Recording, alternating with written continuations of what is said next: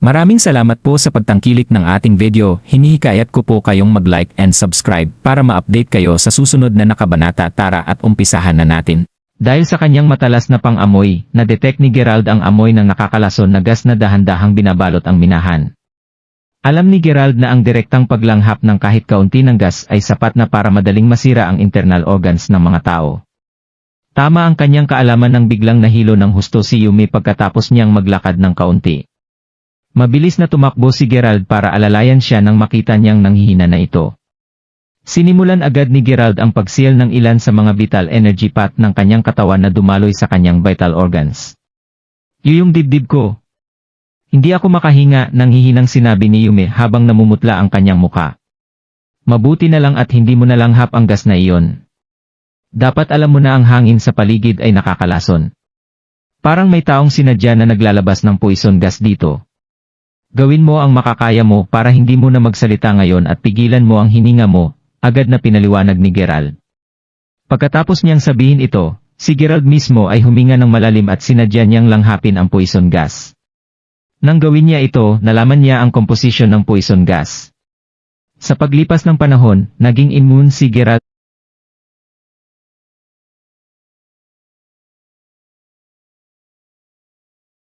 sa iba't ibang uri ng lason noong nakaraang taon kaya walang talab ang epekto ng lason na ito. Kahit na nakamamatay ito para sa mga normal na tao, ngunit ang gas ay katulad lamang ng mabahong amoy ng isang natapong bote ng suka sa loob ng isang paligid na dati ay may sariwang hangin. May isang tao na may binabalak na masama sa labas.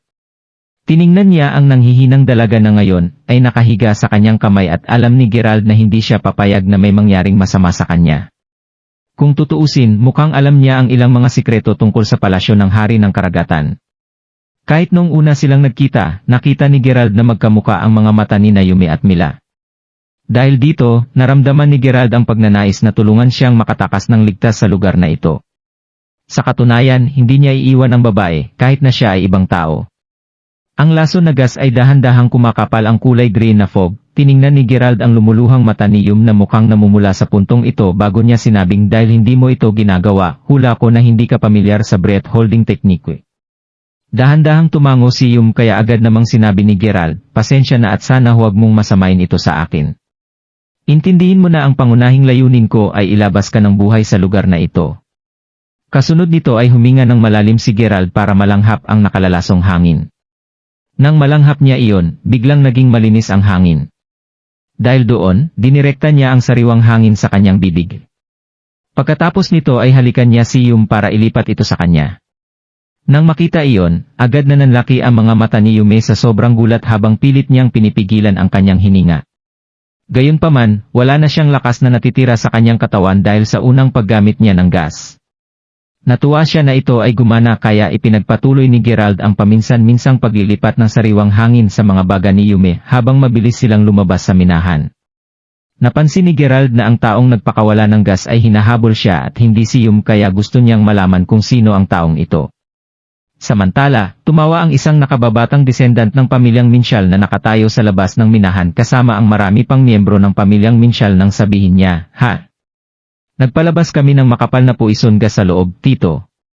Kahit parang isang Diyos ang pangangatawan niya, siguradong hindi makakalabas ng buhay si Gerald.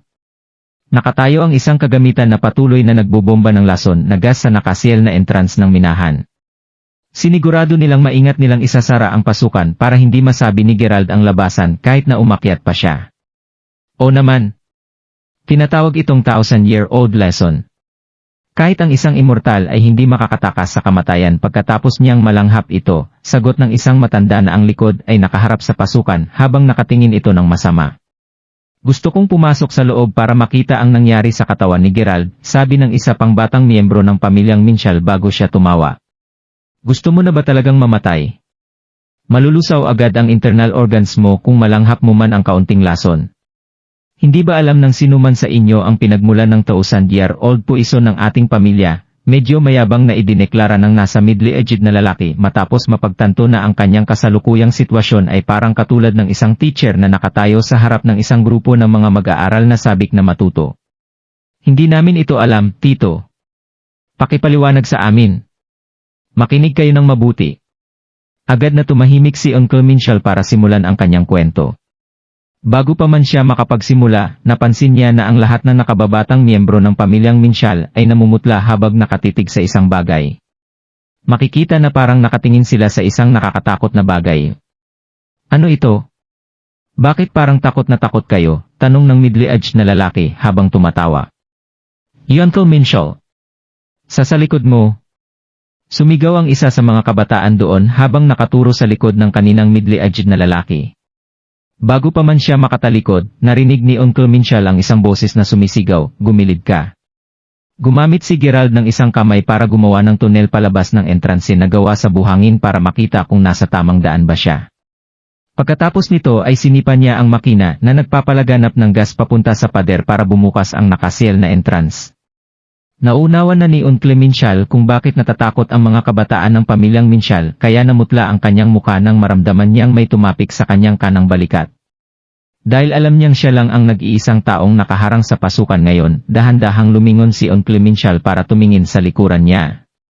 Tumambad sa kanya si Gerald na nakayakap kay Yum.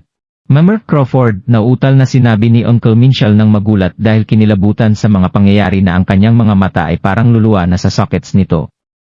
Dapat natunaw na si Gerald na parang isang puol ng nabulok na karni ngayon. Sa kasamaang palad, ang una nilang plano ay kolektahin ang bangkay ni Gerald matapos itong hayaang mabulok doon sa loob ng 10 araw. Sa buong 10 araw na iyon, nagplano na ang pamilyang Minshall na maghanap ng mga paraan para nakawin ang kahit isang bahagi ng mga ari-arian ni Gerald.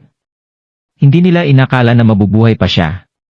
Ginamit nila ang 1,000 years old lason. Ang pinakamalakas na lason na mayroon ang kanilang pamilya. Hindi pinansin ni Gerald ang pagkagulat ng grupo ng pamilyang Minshall at sa halip ay naglakad siya para maghanap ng isang malamig at ligtas na lugar kung saan niya inilagay ang walang malay na si Yum. Kasunod nito, kaswal niyang nilapitan ang gamit na sinipa niya kanina bago niya nakangiting sinabi, "Ano ito? Bakit masyado yata kayong abala?" Na nag-aalala kami na wala kang sapat na oxygen sa loob ng minahan kaya nagbubomba kami ng oxygen para sayo, nautal na sinabi ng middle-aged na lalaki na ngayon ay basang-basa na sa malamig na pawis. Makikita na sobra siyang natatakot base sa kanyang itsura. Oxygen. Pero alam ko na ang kagamitang ito ay nagbubuga ng poison gas, at hindi lang ito anumang regular na lason. Ito ay isang malakas na lason na sumisira sa vital organs, hindi ba? Base sa poison gas na ginamit nyo, masasabi ko na talagang handa kayong gumastos. Sagot ni Gerald habang pinapatay ang contraption na kanina pa nagbubuga ng poison gas. Napagtanto na ngayon ng middle-aged na lalaki, wala nang paraan para makatakas siya dito, kaya lumuhod kaagad siya habang sinasabing, "Please, Mr. Crawford." Isa lang itong malaking misunderstanding. Gayunpaman, hindi ito paniniwalaan ni Gerald. Sinampal siya ng malakas ni Gerald kaya ang mga ngipin ng lalaki ay agad na tumalsik sa buong lugar. "Kung hindi dahil sa kakaibang pangangatawan ko, siguradong namatay na ako diyan dahil sa inyo." Sabi ni Gerald nang biglang nag-iba ang ekspresyon niya na puro galit. Totoo ang pagkakalarawan nila sa lakas ng 1,000-year-old lason at alam na alam ni Gerald na kahit si Christopher ay mamamatay kapag pumasok sa kanyang sistema ang gas. Ang pamilyang Minshall ay talagang walang awa. "Please, huwag mo kaming patayin, Mr. Crawford." Bulong ng isang matanda na hirap magsalita habang umaagos ang uhog at luha sa kanyang mukha. "Oh?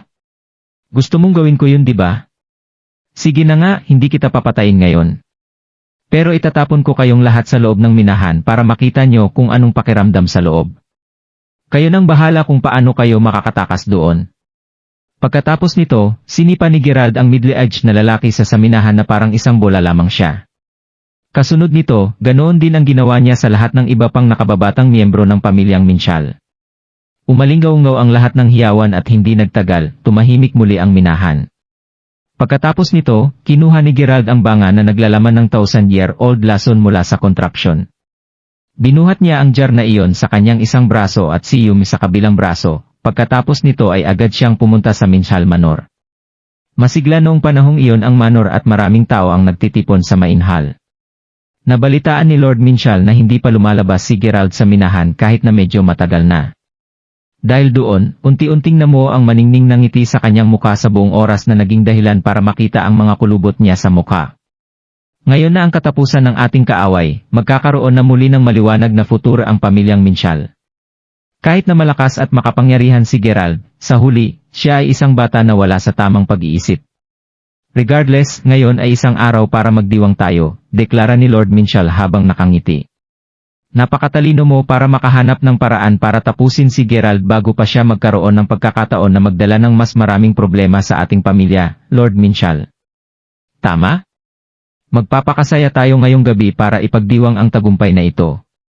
Sunod-sunod na nagtagay ang iba pang miyembro ng pamilyang Minchal dahil sa excitement at saya na nararamdaman nila. Kamusta na kaya sila Zoe at Isaac? Matagal noong bumiyahe sila para pumunta kay Master Ghost, dapat ay nakabalik na sila ngayon, sabi ni Zelda. Sa sandaling iyon, ang dalawang pinag-uusapan nila ay tumatakbo papasok at mukha silang takot na takot. Lololo, sabay na sumigaw ang dalawa at nakakasindak ang kanilang mga itsura. Anong problema? Ano ang nangyari sa reading? Ibinigay lang sa amin ni Master Ghost ang unang kalahati ng reading kanina. Sinabi niya na ito ay upang bawasan ang dami ng gulo na mangyayari. Hindi nagtagal ay binigay niya sa amin ang second half ng reading hindi pa matagal na ang nakalipas, sigaw ni Zoe. Aba, sabihin mo na. Ipakita mo sa akin. Sumunod si Zoe sa kanyang utos at agad siyang naglagay ng note sa kamay ni Zelda.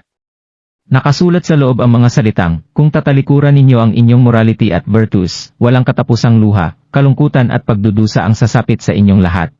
Kung nagustuhan mo ang mga ganitong video, huwag mong kalimutan mag-like and subscribe. Panoorin mo na rin ang mga naunang kabanata para lalong maubos ang oras mo.